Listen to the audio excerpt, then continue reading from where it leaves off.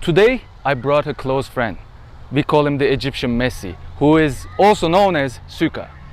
Thanks for having me.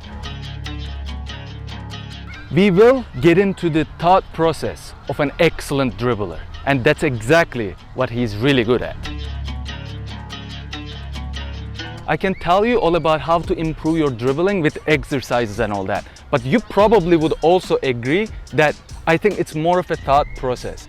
What goes through in your head when you're going one-on-one with a defender. 100%. I think a big part of it is instinctual. And the anticipation of your move as well as what the opposition is gonna do. 100%. And that's exactly what I brought you here today for, where you're gonna be telling me all about what goes through in your head when you have the defender right in front of you. I'll try my best.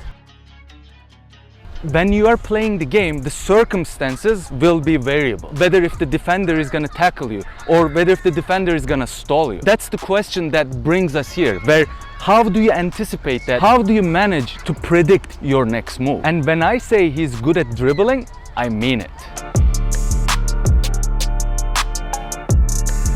At the end of the video, he will show some of his favorite exercises that you potentially can do to improve your dribbling skills. The first question I'm gonna ask him is probably the most important. As far as I know, that your weak foot is not as good as your dominant foot, obviously. It's not. The defenders observes this. Yeah. And the defenders obviously just wanna naturally force you to your weaker side. Yeah. And how do you make yourself unpredictable even though they know that you eventually gonna take the ball to your dominant side? I think it's all about bait. You bait the player, even though they know that you're going on your right foot.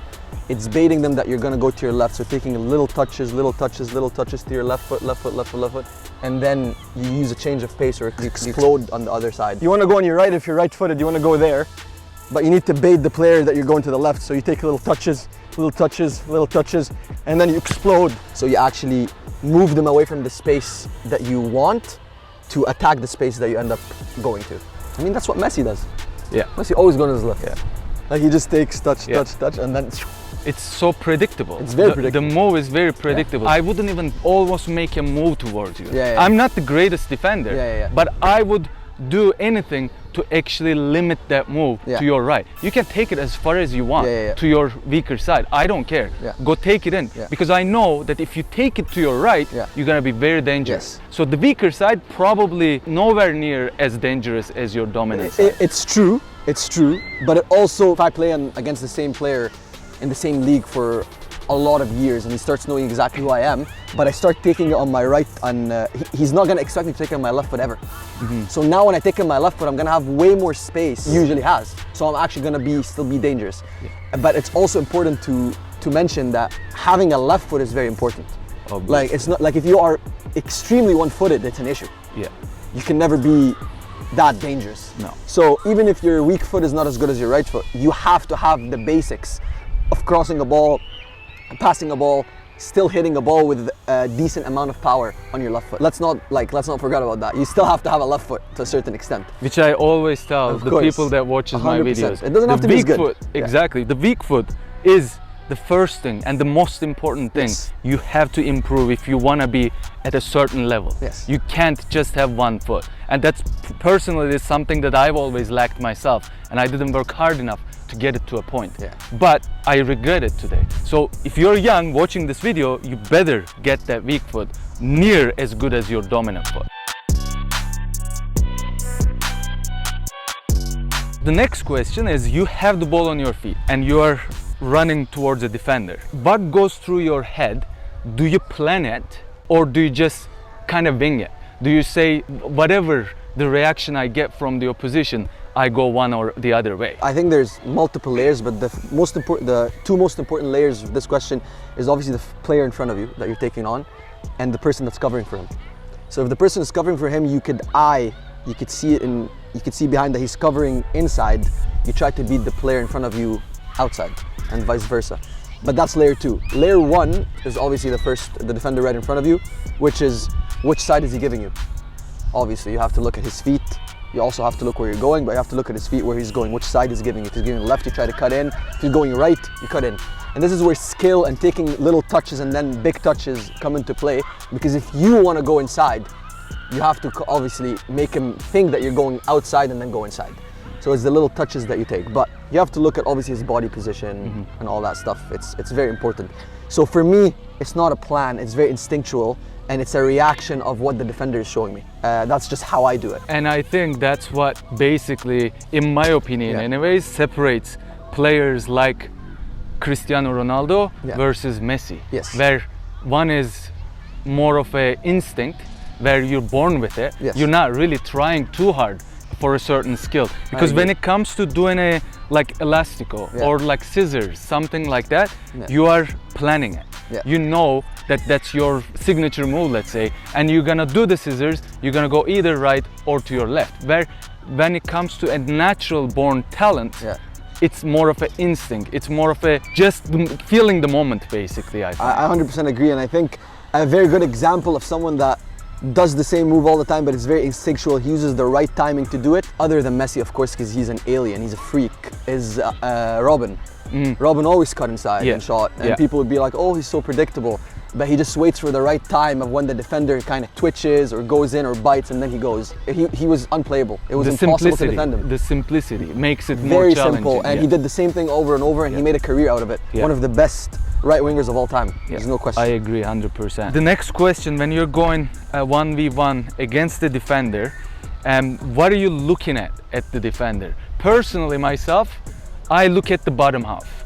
I don't do much eye contact. I'm nowhere near as good of a dribbler as you, but hey, don't say that, man. But no, that is the truth. That's not my style. Personally, I look at the feet, I look at the bottom half of the body positioning, basically, and I try to avoid the eye connection, basically, because it doesn't matter what happens up here, it's more of the hips and their foot movement, right? So what do you do? Like, do you do any eye contact, or do you just look at the body movements? I do exactly what you just said, to be honest. It's looking at his body position, which is his bottom half, his hip, where he's focused, where he wants me to go, and where I want to go. Obviously, I make that decision after. But it's also, like I said before, it's looking at the guy behind and who's covering where.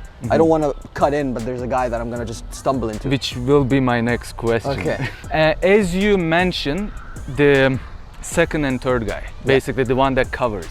So I think, in my opinion, it's easy to beat the first guy. Yes. It's, I think, more important to figure out the second or the third guy, which is because they're coming with a purpose of just to win the ball, with a high intensity, because you already beat the first guy. So what do you do for the second and the third guy, which are the hardest part of the dribbling?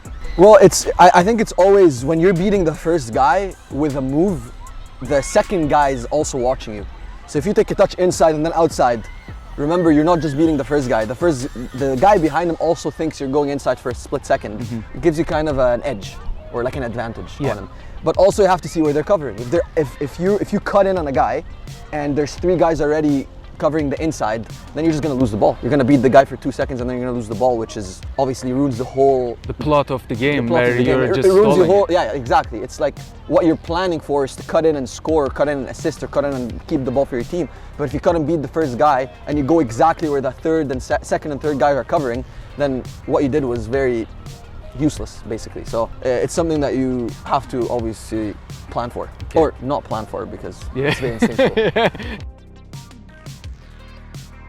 This one is about the space between you and the defender. How much space do you want to leave personally when you're getting to the defender before you make the move to either side? Because you don't want to be too tight. You want to be out of reach. So what's your perspective on that? The space between me and you is a good space. To dribble, to be honest. If you're quick. If you're quick. Yeah. So the space is very important. It also depends on how fast the guy you're playing against. Depends on how big the guy, how quick he moves. Like if I'm going against a 6'5" center back that can't move as quick, I probably want to do it further away from him because he can't react as fast. Tighter space means that he could just put his body, he could wrap me around him, which just makes my life a lot harder. I'd say 3 feet is a good way to have the, because even if you take a touch, you can't just, intercept. You have more space to play with. Is that if you are kind of slowly moving towards the guy, or if it's like if you're going to the guy at 100% speed. Because if I'm coming at you at 100% speed, it might be more challenging for you to make the anticipation. You might need to have more space, maybe. No, I agree, 100%. I agree. If you're on a 100% sprint, like Mbappe, for example, he could just kick the ball when we're this far. It could be a lot further. It could be a lot further. The closer your eyes when you're dribbling, you're taking little touches, and then you're taking a big touch. That's how you dribble, right? You have to make the defender commit to you. So you do, not me. Exactly. But you have to make the player commit to you first. You have to dribble towards the guy, not far away from the guy. So you dribble towards the guy. As soon as space like that, now it's time for you to kind of deke him around or go inside, outside. Too close, he could just kind of edge it. So you want a space that he can't really reach for it easily, but you don't want it too far that he could, for further away from that, he's gonna have an advantage because he's gonna be getting closer to the ball. And the last question is your favorite dribbling drills, the exercises that can potentially help the people out who are watching this video. One of my favorite drills to do for dribbling, it's meant to be for tight spaces, obviously, and how to escape through tight spaces. So my recommendation is to always do it. I mean, it's not a recommendation. You have to do it with a friend or a training buddy.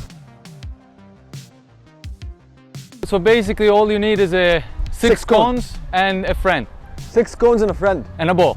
And I would hope so. So the drill is also to set up 3 gates that you're trying to dribble out of under pressure. Obviously, your friend is putting the pressure on you, and it's full contact. Basically, I'm gonna pass it to you. You're gonna pass it back to me. Put pressure. Okay. I'm gonna try to either go here or here. Okay, 3. On my first touch, they're putting so much pressure. Okay. It's very close. I tried it on my first touch to either, if I take a touch close to me, I have to deke you out. It's so important in dribbling as well to just, to escape on your first touch. So it just replicates real life or realism in the game that happens, and we could show you right now. Well, you'll get all the points, bro. Go. Yes, and then you go.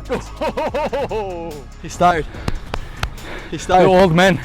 We talked about this, but I also want to tell you my opinion on your dribbling technique. Please do.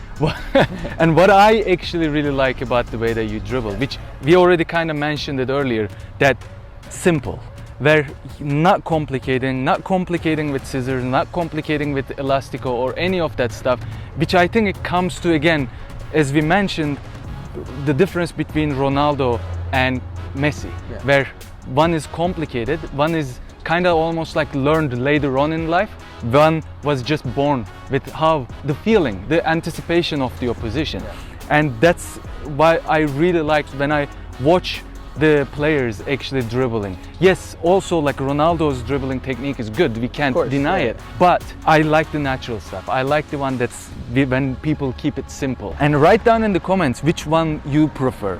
Do you like the ones that are more complicated, or do you like the ones that are simple, like Messi versus Ronaldo? And I also really want to thank you for joining with us today and sharing your experience as well as your incredible dribbling techniques with everybody who's watching. I hope you enjoyed this video. Please drop a like, subscribe to my channel with the notifications on. You can also find my playlist right over here.